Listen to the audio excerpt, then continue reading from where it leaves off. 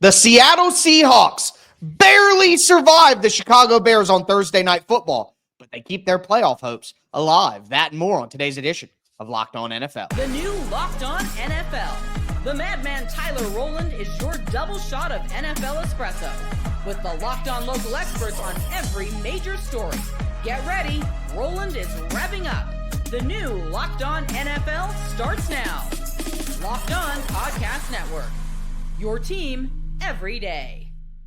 Football fans, welcome in to the Locked On NFL podcast, bringing you a double dose of the NFL's biggest stories with help from our local experts that know your favorite teams like no one else. I am your host, the madman, Tyler Rowland, joined today by Locked On NFL expert Chris Clark. On today's episode, we're going to look at a big-time matchup between the Vikings and the Packers, talk about some playoff hopes with the Atlanta Falcons and the Cincinnati Bengals, but we got to start with this Thursday night football matchup between the Seahawks and the Chicago Bears. Before we dive into it, though, I do want to thank you for making Locked On NFL your first listen and for being an everydayer here with us at the Locked On Podcast Network, where it is your team every day. Today's episode is brought to you by Gametime. Download the Gametime app, create an account, use the code LOCKEDONNFL for $20 off your first purchase. Look, Chris, the Seattle Seahawks, again, barely survive in a pretty boring Thursday night football matchup. Extremely boring, but the Bears don't have enough around Caleb Williams to survive. Yeah, that's pretty obvious. And my guy Lauren Cox, who helps me host the Tuesday show, talked about the performance that his lousy Bears put up on Thursday night football. It turns out firing Matt Eberflus didn't solve much of anything for the Chicago Bears because they're having the same late game clock management problems under interim head coach Thomas Brown against the Seahawks they had just a month earlier with Eberflus against the Detroit Lions. I'm Lauren Cox, host of the Locked On Bears podcast. And maybe the Bears just shouldn't play on games near holidays anymore, because whether it was the Thanksgiving game that got Matt Eberflus fired or now the Christmas Day after game where Thomas Brown made the exact same mistakes of letting too much time come off the clock and then wasting timeouts when the clock was already stopped, still not having any answers for the Seattle Seahawks blitz that had been coming all game long. It's the same mistakes hitting the Bears over and over again and just not learning from their own past, not learning from the thing that got the last coach fired. Well, different coach, same story, same crummy team. Only one more game to get through the rest of this year. It's going to be a tough one here for the Bears on the Locked On Bears podcast on YouTube or wherever you get your podcasts. Caleb Williams is where it begins and it ends this year for the Chicago Bears. And you said that, they don't have the pieces around him for him to be successful. And I think when people hear that, they'll immediately think of his supporting cast on the offensive side of the ball, the players. But I think when we talk about the pieces that the Bears don't have around Caleb Williams, it's the coaching staff. To watch him try to play that Sandlot style, it's just not going to work at the NFL level the way that it worked in college for him. He can't just drop his eyes and try to escape the pocket the moment that his first read isn't open. And Lauren Cox, who, like I mentioned earlier, hosts the show with me on Tuesdays, he talked a lot early in the season about how when Shane Waldron came in, they didn't want to try to mold Caleb Williams to be better at things that he wasn't great at in college. They just wanted him to play exactly how he played in college and try to survive that way, and we should be able to get to the playoffs and win games. And it's clear, they have 1 million sacks this year, the Bears. I think Caleb Williams is 9 sacks away from tying David Carr's all-time record. But sacks aren't just an offensive line stat. And while they don't have the pieces around them, I think coaching is the biggest piece, because a lot of these sacks are Caleb Williams trying to play sandlot ball when you can't do that consistently at the NFL level. So I think that the big piece for me is coaching. They need a good coach in there to help Caleb Williams grow as a player and not just try to win with college Caleb Williams. I don't disagree that they need coaching. They absolutely need to get their coaching staff, and they need to be better at that. But I do say, look at the offensive line. You cannot allow that many sacks on your quarterback. I don't care who your quarterback is. Being anywhere close to David Carr in that regard is not where you want your It takes a colossal failure. Yeah, it does. All parts involved. Look back at what Carr was coming from when he did that. He was a prior number 1 pick that everybody thought was going to be a great quarterback at the time. Obviously, it didn't work out. Do you want Caleb Williams to be that guy? I completely agree. They need better coaching. No doubt in my mind on that. But their offensive line has to play better as well. And yes, Caleb Williams does take some heat when it comes to taking sacks. That is part of playing quarterback. You are going to take some sacks, and you're going to be the one that's causing those sacks, not necessarily the offensive line, but they have to be better in protecting for him as well. Yeah, I think everybody in Chicago definitely needs to be better. Looking at Seattle, they hold on. They win this game again, 6-3. Seattle does not look good in this game. They don't look like a playoff team by any means. But at the end of the day, again, like I've said, they survive. And if the Rams were to lose this week against the Cardinals, I believe is who they play, and then Seattle plays the Rams next week for a chance to get into the playoffs. Now, if the Rams do win this week, then Seattle would have to win next week, and they would need like a collection of 10 different things to happen for them to have the tiebreaker over the Rams. But survive and advance is the name of the game. They don't care how many points you won the game by. This isn't the NBA Cup with point differential as a factor. Do you think there's any chance at this point that Seattle can actually make the playoffs, or are you banking on the things that they need to happen probably not playing out? I would say it's probably not going to happen. But the bigger question that really becomes is, does it really matter if they make it? Geno Smith is a okay quarterback, but they talked about it on the broadcast tonight. This is one of the problems that Seattle has. They have a quarterback that is just good enough to be good enough in the regular season. He's not going to be a guy that's going to elevate your team in the playoffs. Compare that to who they're going up against in their own division in the Rams. With Matthew Stafford absolutely can elevate your team. So to me, even if the Seahawks win, the likelihood of them making it past the wild card round is almost zero. Yeah. And quite frankly, Chris, I don't want to see the Seattle Seahawks in the playoffs. I'd rather see the Los Angeles Rams. I think the Rams could get hot, and if they have the right day on offense, they can beat anybody in the NFC. So I would much rather see the Rams anyway. Look at how crazy it would be, though, because you have a situation where the Seahawks could make the playoffs instead of the Rams, and then they could be facing the Vikings or the Packers. God. I mean, neither of those should be games. So you're looking at a situation where it really shouldn't be. I don't know what you're going to see. I mean, the Commanders I don't think that Seattle could beat. And the Commanders aren't great, but they're better. And I think Jaden Daniels has shown that he has the ability to elevate his game and elevate his team. I just don't see that from Geno Smith.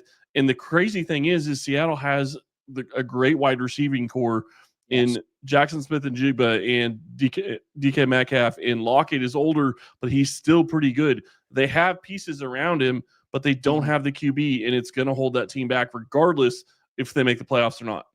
Yeah, I think Geno Smith is a good story, and everybody enjoys how he, spun his career around to be a valuable player, or at least a good player. But I think you're right. There is a limit to the ceiling that Geno Smith brings to a team, and I think Seattle is being confronted with that reality this back half of the season. But with that being said, it's Friday. That means it's time for a FanDuel Friday with some of my best bets of the weekend. We're going to look at two big-time wild card implicated matchups. It's Locked On NFL, part of the Locked On Podcast Network, your team every day. Today's episode is brought to you by Gametime. Gametime is the best place to buy tickets. Also, it's the holiday season still, and togetherness is what Gametime is focused on. Get together and go to one of your favorite live experiences. Again, with Gametime, they have a new feature called Gametime Picks. It makes getting tickets to live events even easier. That's not the only great feature that Gametime has. They also offer a panoramic view from your seat, so you literally know what you're going to be looking at when you sit down. Also, if you toggle on the feature in the app, you're going to get all-in pricing. So the price that you see for your tickets is the price that you pay for your tickets with no surprise fees at checkout. Take the guesswork out of buying tickets with Gametime. Download the Gametime app, create an account, use the code LOCKEDONNFL for $20 off your first purchase. Terms apply. Again, create an account, redeem the code LOCKEDONNFL for $20 off. Download the Gametime app today. What time is it? It's game time.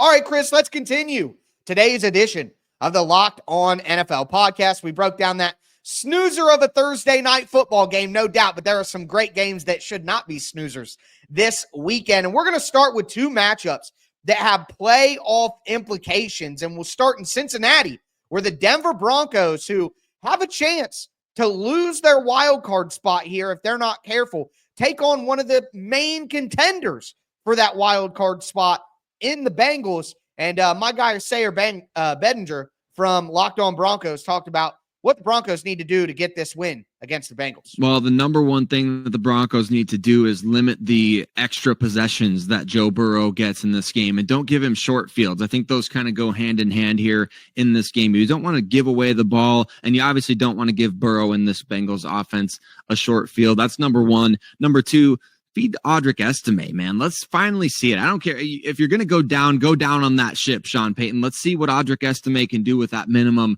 15 carries and how much that changes the dynamic of this game in terms of time of possession, extending drives, maybe even cashing in the red zone. So number one, limit the short fields and giveaways for Joe Burrow in that Bengals offense. Don't give them any unnecessary extra opportunities. Number two, feed Audric Estime. And then number three, obviously, Bo Nix. Got to go out and have yourself a game. This is a situation where the Denver Broncos, you can go seize a playoff spot. This is a win and in situation.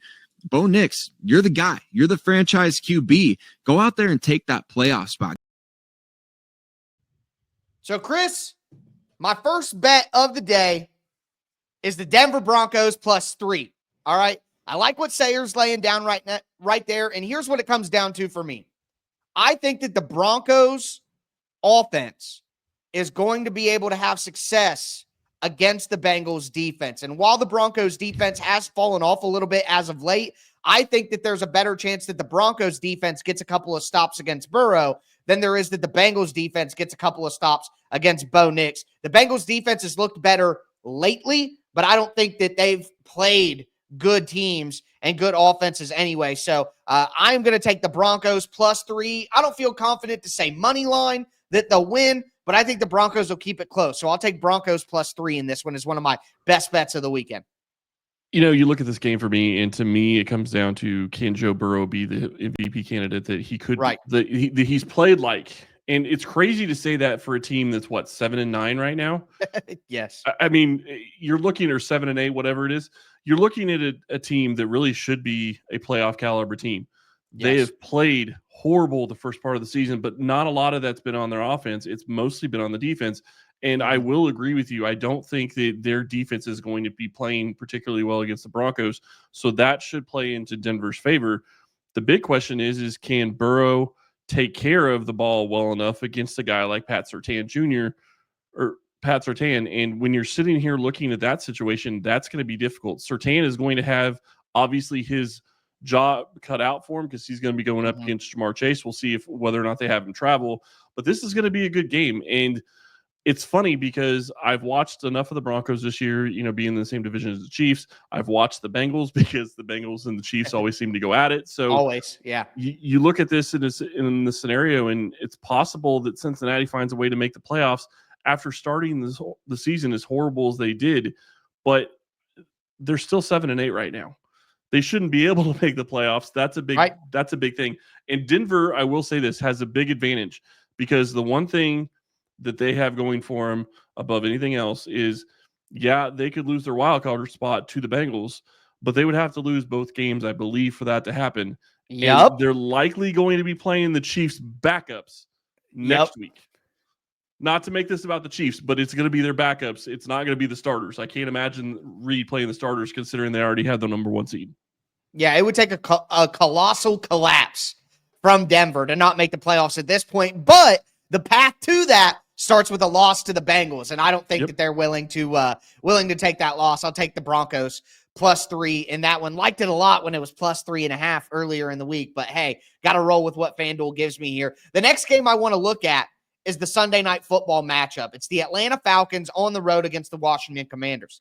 The Atlanta Falcons win last week. The Tampa Bay Buccaneers lose, and now Atlanta is back to controlling their own destiny, which is a strange thing to say because destiny is a preordained destination. that can't be controlled. It's already set, so you can't really, whatever. That's semantics. But at the end of the day, the Atlanta Falcons need to win this game to keep the pressure on the Tampa Bay Buccaneers and keep heading towards a playoff spot. And my guy Aaron Freeman from Locked On Falcons talked about what they have to do to get that win. So the main three things: number one, contain the quarterback with pressure; number two, win the turnover battle; and number three, spread the football around on offense. I think, going back to number one, as we've discussed a lot, like, you got to get Jaden Daniels on the ground.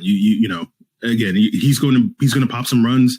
He's going to do some things that we have seen him do throughout his rookie season, but you can't let that sort of take over the game in the ways that previous running quarterbacks or mobile quarterbacks have been able to do against this Falcons defense. And that starts with that front four being able to get reliable pressure on him to get him on the ground, not only as a passer, but also as a runner, and containing him in that way. I think with the turnovers, I think that's been, at least in my eyes, a big part of Washington's kind of recent struggles, where for the first, 7-8 games of the season, they rarely turn the ball over. And these last couple of weeks, you've seen them, turn the ball over a ton, especially last week. So the Falcons win 34-7 over the Giants. They look great. Michael Penix is in. I don't know, though, Chris. I don't know if I'm buying it. I'm going to go Washington -4.5 in this game, because I think that you look at what happened last week against the Giants. It was buoyed by a lot of defensive work and a lot of defensive touchdowns for the Falcons. Michael Penix had a good game, but wasn't really asked to do a ton. He played well for what he was asked to do, but he didn't really have to get out of the box. He didn't have to win the game. There was no pressure at the end or anything like that. So for me, I think Washington is still a significantly better football team than Atlanta. I'm going to go Washington at home -4.5. Yeah, I think I have to agree with you on that one. If you look at this game, for me, it's a matter of who's been playing all season. Jaden Daniels has experience, and the speed of the game is so much different at the NFL. And don't get me wrong, Penix is a great quarterback. He played great in college, but him not getting starts most of the season and having to come in now, trying to get into the playoffs where there's going to be more pressure these last couple of weeks of the season, is going to play a factor into this. And Jaden Daniels has been doing it all season long. So to me, that's what it really comes down to. Look at the surrounding cast that Jaden Daniels has around him. He's elevated some of the guys around him as well. That's been huge. He continues to play it as a guy that should be in the conversation for Offensive Rookie of the Year. And quite frankly, I'm not going to say he was at a high MVP level, but I thought early on in the season he was showing the potential to be at an MVP level at some point. I don't think he ever fully got there, but my point is he was playing that well as a rookie. And to me, I think that he is going to be the difference maker in this game. And I agree with you. I think Washington's going to win. Yeah, I think until he had that rib issue in the middle of the season, maybe it's just a rookie wall involved with that as well. Teams start seeing how they're playing. Cliff Kingsbury had to make some adjustments. There's always that cliff that everybody was talking about, a month and a half ago. They've seemed to gotten over that hump, and I think they're really rolling and ready to get into the playoffs after beating the Philadelphia Eagles last week, with Kenny Pickett or not. Still got to feel good to beat the Eagles if you're the Commander. So I think they keep that momentum rolling, and the success that Atlanta had last week, I'm going to say, was just a little bit fraudulent, even if I do think Michael Penix is the best quarterback on the team. But the biggest game of the week, I've been saying it all year. That was my bold prediction before the year. Michael Penix is the best quarterback on that team. Fair enough. 4 weeks where Cousins didn't have a passing touchdown. You should not be able to have a chance at winning in the NFL. And obviously they lost all 4 of their games. I get all that. But you cannot play football in the NFL and do that on a regular basis. 100%. So, I'm not going to sit here and tell you Michael Penix is, all Pro Bowl level player right now, but I think he's better than whatever the version of Kirk Cousins is that we saw this year. So smart decision by Atlanta nonetheless to go to Michael Penix, but I don't think they're as good of a team as maybe it looked against the New York Giants last week. But with that being said, the biggest game of the weekend, Minnesota Vikings, Green Bay Packers. I'll tell you what I'm leaning. It's Locked On NFL, part of the Locked On Podcast Network, your team every day. Today's episode is brought to you by Hillsdale College. History, economics, the great works of literature, the meaning of the U.S. Constitution. Did you study these things in school? Probably not. Or even if you did, maybe it's time for a refresher. Time and technology have changed a lot of things, but They have not changed basic fundamental truths about our world and our place in it. Our sponsor, Hillsdale College, is offering more than 40 free online courses, including Constitution 101, the meaning and history of the Constitution, Introduction to Free Market Economics, or my personal favorite, The Rise and Fall of the Roman Republic. All of Hillsdale's courses are self-paced, so you can start whenever, you can tune in wherever. Plus, you can go deeper with readings, quizzes, discussions, or just enjoy the lectures. Go right now to hillsdale.edu/lockedon to enroll. There's no cost, and it's easy to get started. That's hillsdale.edu/lockedon to register. hillsdale.edu/lockedon. All right, Chris, let's cap off today's edition of Locked On NFL. Talked about Thursday Night Football, talked about two wild card adjacent matchups that I like the lines for. Now we're going to get into the best game of the week and maybe one of the least exciting games of the week, but I feel very strongly about the line in that one. We're going to start with the Minnesota Vikings and the Green Bay Packers. And my guy, Peter Bukowski, talked about how getting pressure on Sam Darnold is the most important thing the Packers need to do. How do the Packers want to generate turnovers, I guess is my question. Well, there's two ways. One is in the backfield on the quarterback. So we saw it. It's the Xavier McKinney thing. Nickel pressure, Keyshawn Nixon gets a sack fumble on Spencer Rattler. Those kinds of they've done the thing. And so I had Evan Williams for Locked On Vikings fans who are not as interested in Locked On Packers day to day as our everydayers. I had Evan Williams at Packers safety on last week, and I asked him. I said, "Hey, did you watch that Vikings game and that Texans game and go, all this simulated pressure, like this kind of works. Like we should try and like do some more of this stuff." And in the second half, game planning. and look, I was like half joking about it, but he kind of refused to tell me. And so I was like, okay, maybe that's there's a little realness in there. You're talking about faking pressure, like showing a bunch of people on the lines and then backing off with a 4-man rush. All right, listen. The Packers are a really good team. They were my Super Bowl pick coming into the year. I think they're fantastic. But why are they favorites on the road against Minnesota? That does not make sense to me. Give me the Vikings plus 1.5 at home.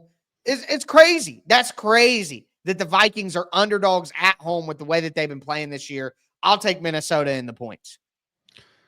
I agree with you. I think that you look at this and you look at the Packers. They're a fantastic team. They can play very well. Jordan Love has showed that he has the ability to play very well. Yeah. He's had pick problems throughout the year. Obviously, that's been a problem for them at times. I get all that. And I understand to an extent why you would think the Packers maybe should be favored. But I also look at it from the aspect of Sam Darnold has beat everybody's expectations of what anybody thought he could do this year. Right. And you're sitting here looking at a situation where you have Justin Jefferson, who's one of the best wide receivers in the NFL, and he is a quarterback that he is comfortable with, and the offense is playing well, their defense is playing well, and really it's not just the offense. Sam Darnold is playing well enough and taking care of the ball. That's what they need. Their defense has been giving people fits. That is what's changed it for the Vikings, is they've been able to do different things on defense and stop teams. Now, if they can stop the Packers, that's going to get them to win in this one. And whether or not they can fool the Packers and Jordan Love is going to be the question for me. Yeah, well, I mean, I think that the problem with the Packers, Chris, this is a drum that I've been beating all year. Everybody wants to applaud the Green Bay Packers because they have the youngest roster in the NFL. They wear it like a badge of honor. When people talk about them being the youngest roster in the NFL, it's like it's a pelt on the wall, it's a good thing.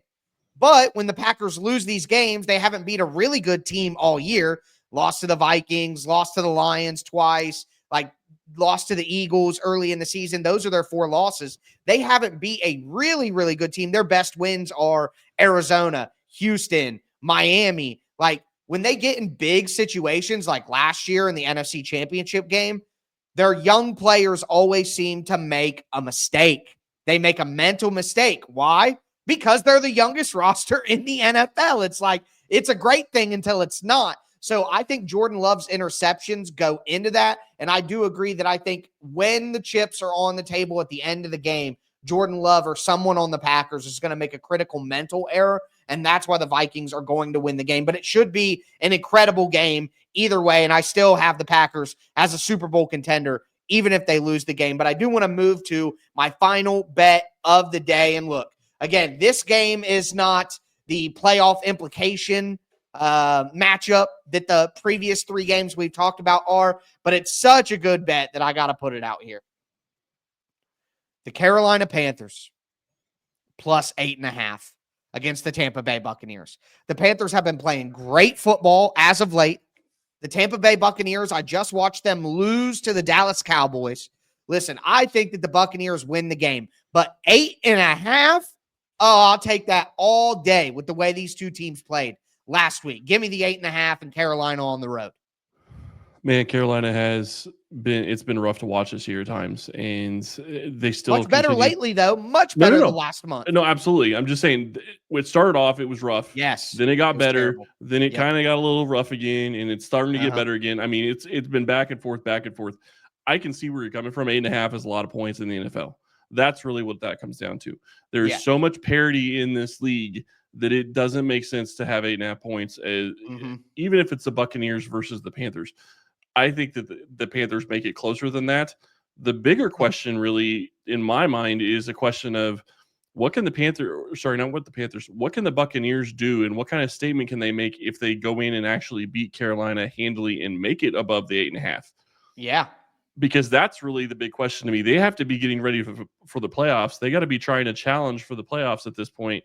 And the only way you're going to do that is to actually show teams that you belong in the playoffs. And right now they're on the outside looking in. They need this game. They need it bad. And this is their best way to have a chance to make the playoffs, is win this game and make a statement in this game.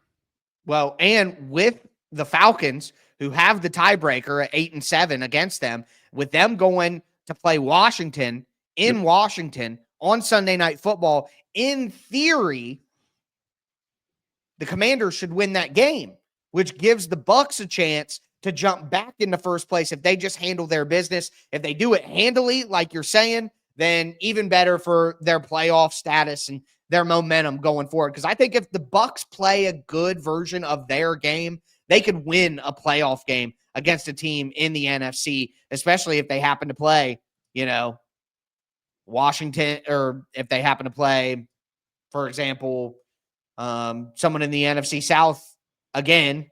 Well, they probably wouldn't do that. It would be Green Bay, because they'll probably be the 4 seed. So it would be Green Bay or Minnesota. Like, I could absolutely see Baker Mayfield beating Green Bay at home. I could see that happening. So they need to build some momentum, but no, they absolutely need to build momentum. The crazy thing is that you're in a situation where the Panthers actually play huge factors in the NFC South the next 2 weeks, because this game is a big one for them.